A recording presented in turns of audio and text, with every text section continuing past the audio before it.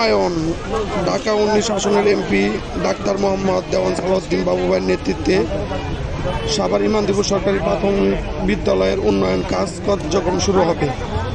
এর জন্য সবাই আছে এই জায়গায়। দেখেন আপনাদের ভিডিওটা অনেক সুন্দর ভিডিও। এই যে দেওয়ান মোহাম্মদ সালাউদ্দিন বাবু ভাই বলতেছে কি কি সমস্যা স্কুলের, সব কিছু ঠিক করে দেবে সে। এই জায়গায় আছে আমগো মান্নান কাকা, আমগো দাউর কাকা, রানা কাকা, সবাই আছে এই জায়গায়।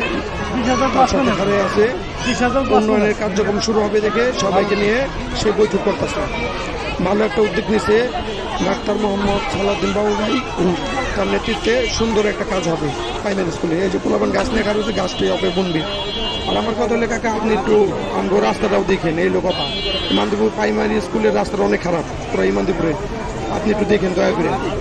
আর এই যে আমাদের মান্নান কাকা আছে, দাউর কাকা আছে, রানা কাকা আছে, সবাই আছে তার সাথে সালাউদ্দিন বাবুয়ের সাথে, তার নেতৃত্বে স্কুলের কার্যক্রম শুরু হবে। প্রাইমারি স্কুল সাভার ইমামদীপুর সরকারি প্রাইমারি স্কুল, তার কার্যক্রম শুরু হবে।